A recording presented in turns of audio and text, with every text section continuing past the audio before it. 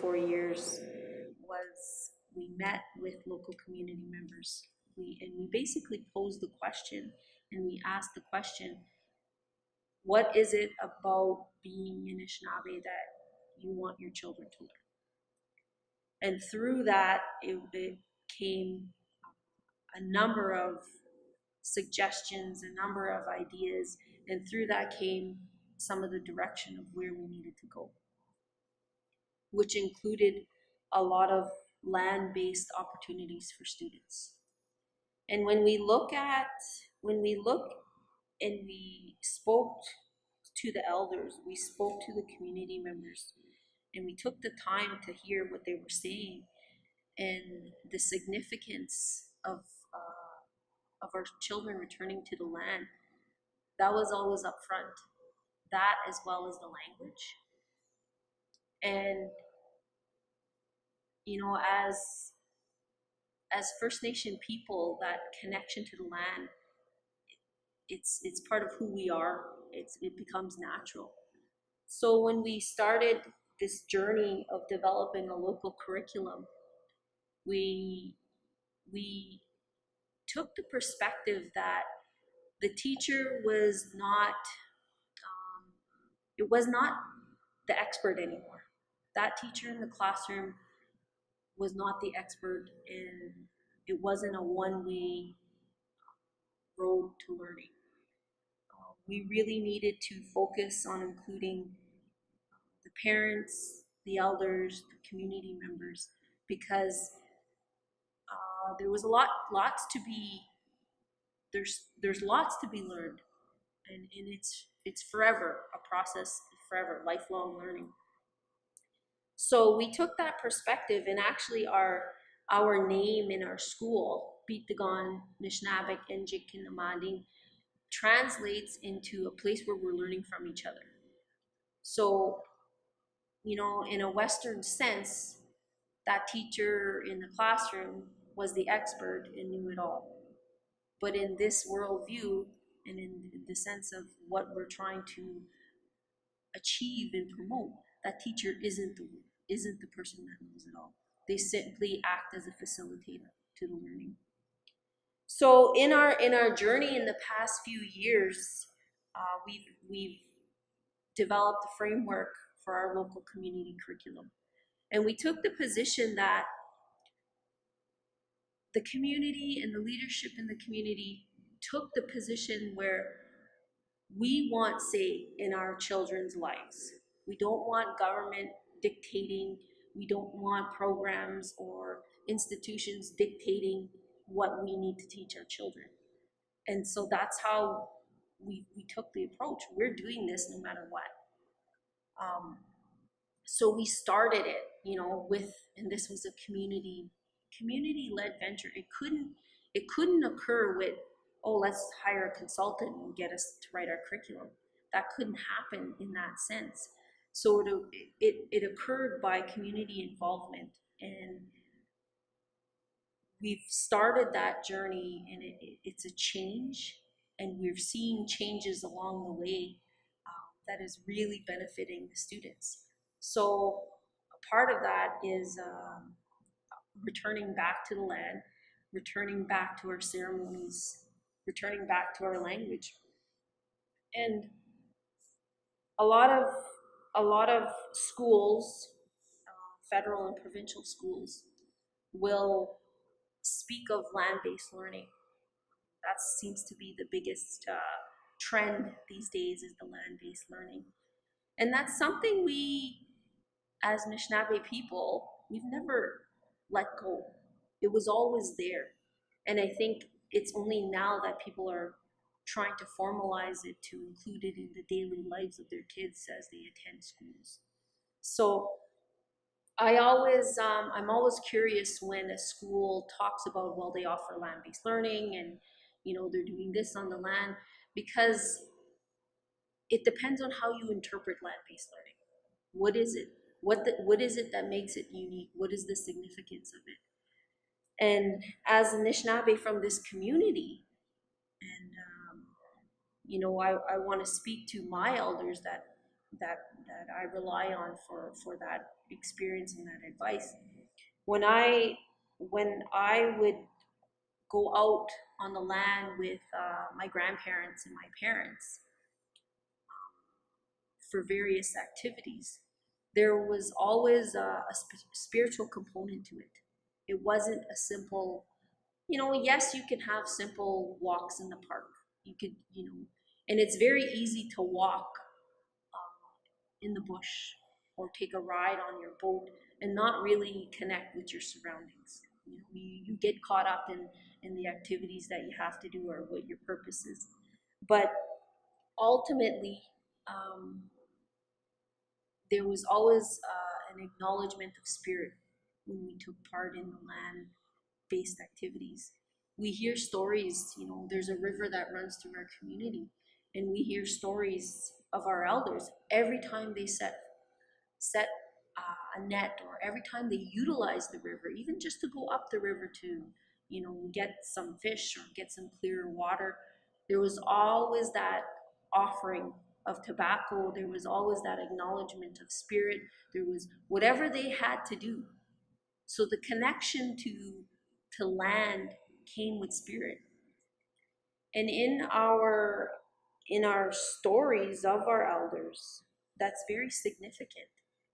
And so when we're saying, well, we're offering land-based learning, land-based instruction, land-based, whatever it is, one has to really understand what that is if you're going to offer it.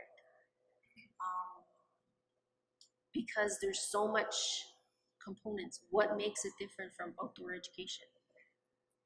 So when we design activities for students out in the land, we're always including ceremony or spirit or acknowledgement. So I'll give you an example. When in the spring, our fish camp, we harvest rainbow fish and fish from the lakes. So when the lakes open up in the springtime, there's a week dedicated where the students, that's their schooling all week. They are learning about the species of fish in their lakes. They're learning how to harvest those through netting.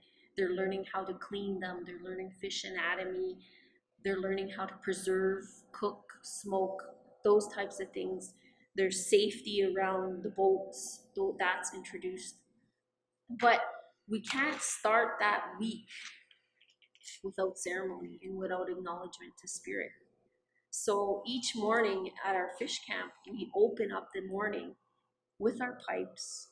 The students make tobacco ties for the week, because ultimately they're preparing to not only take the lives of fish, but they're also praying that we have a good week, that we're safe, that things work out for their learning. So to actually just go and do that without the acknowledgement of spirit, without the acknowledgement of ceremony, wouldn't be right in our worldview. And in that particular week, there's always activities in the classroom that the teachers do to prepare the students for that learning. So it's not simply, we're going out for a week and we're going to stop, like once the week's done, that's it. No, there's activities to, and presentations, like they'll invite community members in to help prepare the kids of what they're going to do, what they're going to learn, what they're going to see. And as a follow-up to that, when they return to the classrooms after that week, again, the learning is tied to what they were presented with during that week. There's ties to literacy activities, writing activities, reading activities. There's ties to math activities, to science. And so it's not just an isolated event or an isolated presentation with no follow-up. That's kind of the model that we've been trying to set our goals towards, use to achieve our goals. And and you go back to that philosophy where the teacher isn't the expert, because during that week, I've had uncles come out that normally don't come into the school.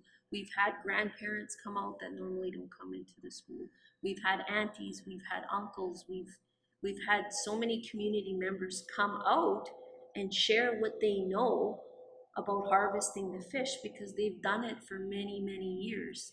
And they're now in a position where they feel that this is valued and this is something that their children could be learning. The same goes in the fall time. We harvest the moose. And we've been doing that, taking the students out for that week for a number of years now. And we have parent participation rates of over 80 to 90%. And the parents are coming out there. They're sleeping out there. They're staying out there. We shut down the school, and we're out there as a community trying to get back some of the values of being together in a camp on the land in that location. Again, that week it starts off with ceremony and it ends with ceremony, and it's so significant to have those things start our camps and finish our camps, because again it goes to the acknowledgement of our ancestors and our spirits, that what we're doing is important and we want to stay safe, but we acknowledge that the spirit of that moose has to be acknowledged. And so when we go to those camps and we participate on those during those weeks, you know, one can see it, and I've had comments before come across, oh, you know, lucky you guys, you're going camping for a week. No, it's not just about, oh, let's shut the school and we'll camp for a week with the kids. There's so much going on. You know, it fosters the reclaiming our relationships as a family around the fires. It reclaims the relationship of our community members, that we once lived in harmony on the land with the animals, and we lived a really good life. And how I gauge, you know, how are we being successful? How am I able to tell? How are we able to tell that we're doing well with these activities and these events? And I look at it in two ways. You know, obviously there's some formal assessments that take part. You know, if you have students go out for the week and get them now, submit me a writing piece. You know, we're always amazed at the writing that comes out about camp week, about, oh, I seen so and so shoot a moose and this is what they did. You know, same thing with fishing that week. You know, the writing pieces that come in. We've had math activities that stem from the experiences that are they're having in those weeks, in those land-based activities. And we could talk about the formal assessments, and we could say, okay, you know, compare this writing piece to a topic where they don't have connection to, but compare this writing piece to a topic that they're really connected to, because it's their own family and their own nation. We could talk about those formal assessment pieces, but what we really listen to is the kids. When they return from fish camp and tell us, we want to be out there for 2 more weeks, you know, that's what we're hearing, and that's what we take to heart, because they're out there, they're outside, they're connecting, and it's a really hard concept to articulate the feelings that they feel out in the camp. I just reflect on my own children too, who have grown up in those camps, and they want to be out there all the time. And you know, the issues that we have in behavior, or maybe the issues in learning that we see in the classrooms are not present when those students are outside. In fact, some of the students that perhaps have everyday challenges in the classroom are students that often excel in those traditionally based activities. So we kind of gauge it in a couple of different areas.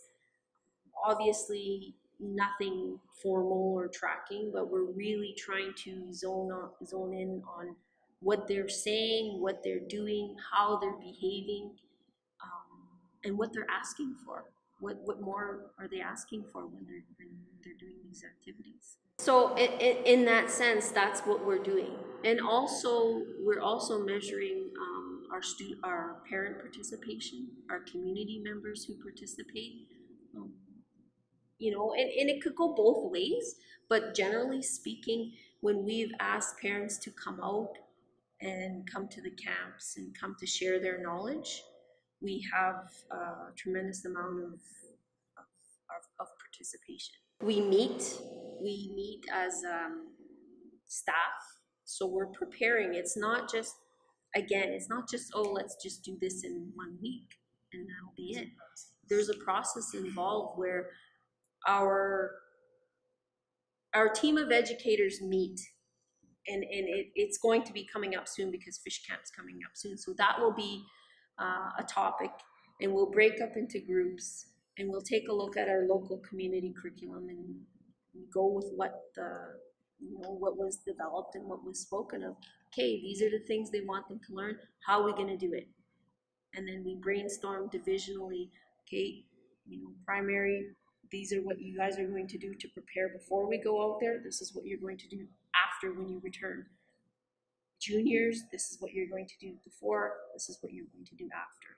But the beauty of that process is you don't need to be Anishinaabe. You don't need to be from the community, but it's collaboration. It's a big piece of it is collaboration, because during our planning time, we're sitting there, we don't just include the teachers, because again, you go to that philosophy that the teacher isn't just the expert. We have our EAs, we have our support staff. Sometimes we even have other community members come in during those meetings and say, for me, I'm not an expert in moose hunting. My role coming up in my family, I helped clean the meat and I helped package the meat and a good chunk of that. But I wouldn't know some of the rules and the signs to look for in terms of tracking a moose. So we have to rely on those experts also to come in. But it's a learning process for everybody. And the staff have been really, really good in opening their minds to what it can be, and how do I get the resources, or where can I learn this, or how can I present this to the students. And I'll give you an example. A preparation for our moose camp obviously is some safety, but one was one of our teachers talked about calling moose, using moose calls. And this was actually in a kindergarten class. And what this teacher did was sent home a note and said, can you provide a video example of calling a moose? And the number of videos that were emailed to her and the kids viewing it after, their uncles were on the screen and their grandpas and their dads, and they're sitting there calling the moose. And then further to that, they made moose collars in the classroom. So that was an example of, you're prepping them. You're looking at what are they going to be seeing out there in that week that will reinforce the learning. Like, one of our goals basically is identity. I mean, if you touch on all of those, if you take a look at all of those things, the language, the land, the ceremony, the spirituality, the traditional ways, the activities, that all focuses on the identity of the child and knowing where they come from. And being a member of this community who I was, obviously born in a hospital, but, growing up here since I was very, very little, leaving the community for further education, coming back, I've seen the trials and the challenges.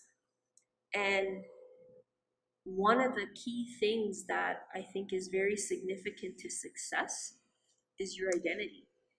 And having lived through that experience, that's what saved me in being successful and doing what I'm doing today.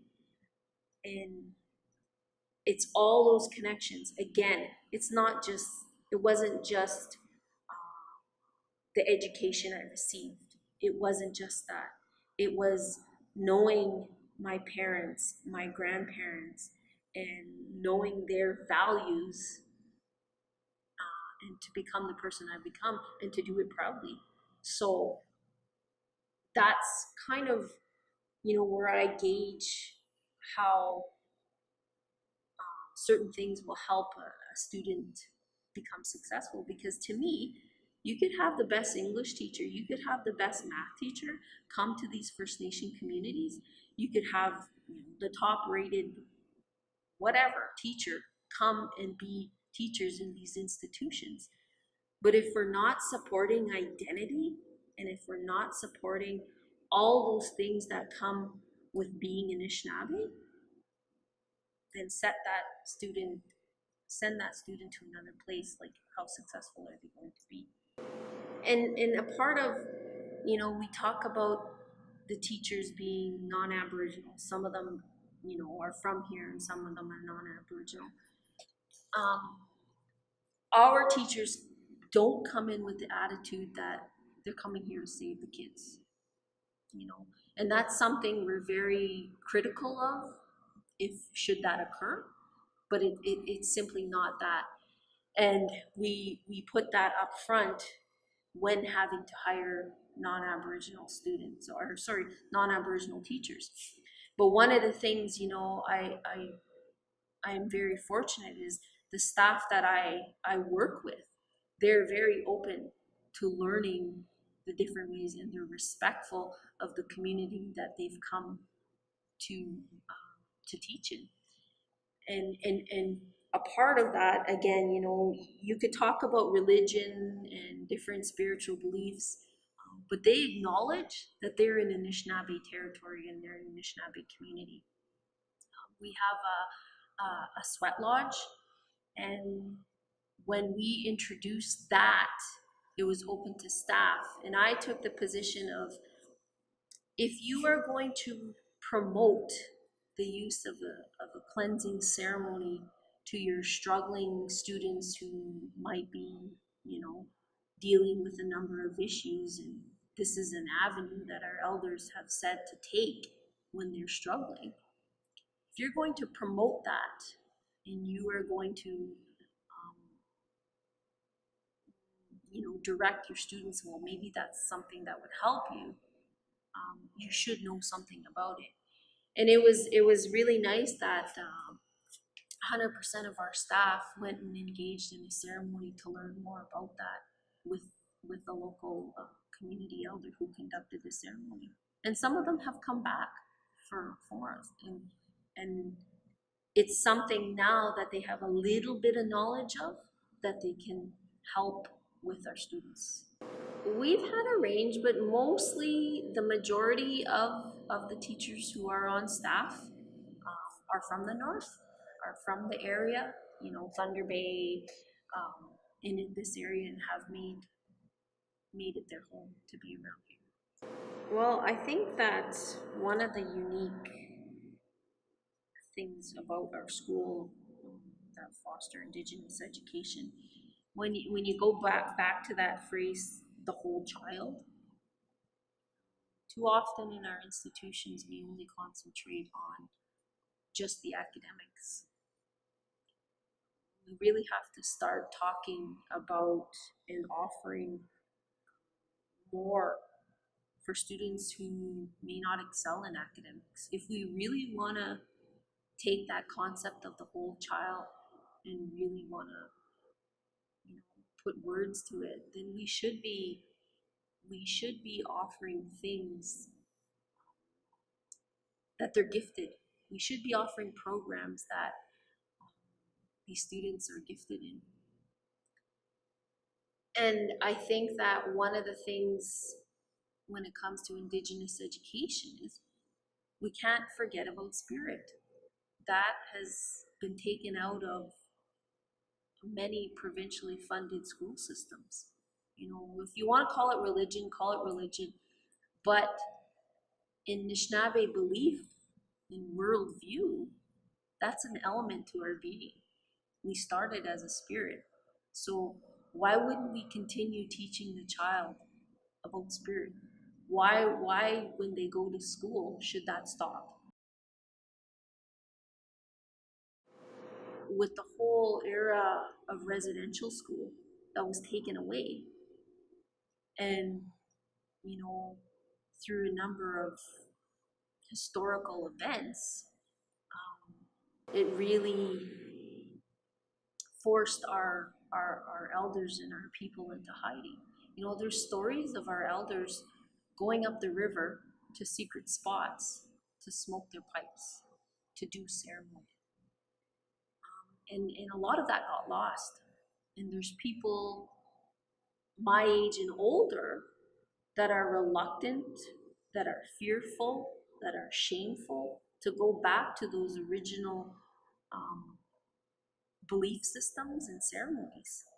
So, there's many, many communities who have that connection to the land, but there's a very important piece that we need to include in that so that our children are spiritually grounded also. As a young educator at the start, I struggled with that. I struggled with that idea because I myself was learning, relearning, how do I offer the best to my students at the time? It shouldn't just be the academics. There should be so much more. And it's a process. It's a very long process to get to. But I think as we learn more and more about ourselves, we will see what's missing, what's missing in those systems. And again, you go back. The teachers are facilitators. Those days are gone when you went to the teacher for everything. If one of my students came to me and said, well, how do I clean this rainbow fish? I probably wouldn't know, right? Go and see your uncle. He will learn. He will teach you. If one of the students went to their teachers and said, well, how do we go and cook this pan of moose meat? Or how do we prepare, moose jerky? That's another activity they do. That teacher's not going to probably know that. Go to your auntie, she knows. But the teacher also accompanies that student, right? To engage in the learning. Well, this is what I learned. I learned with you, And you know what? There's been comments from parents on how positive things are, and they're so happy to be part of it. And I think that's like one of the biggest compliments that we could get is the gratefulness that parents express. I was just out at moose camp, or I was just out rabbit snaring for the day with my kid, or I was just at fish camp, and I'm so happy for these opportunities. And that's huge. I got to go and learn this, and I got to go and learn that, because there's a whole generation that are parents now that didn't always get those opportunities. It's huge when it comes to language. We need to embrace the speakers that we have left in our communities. We need to find a way, because again, you can't take land-based learning without the language. You can't take, the language speaks about the connection to the land. They're so interconnected.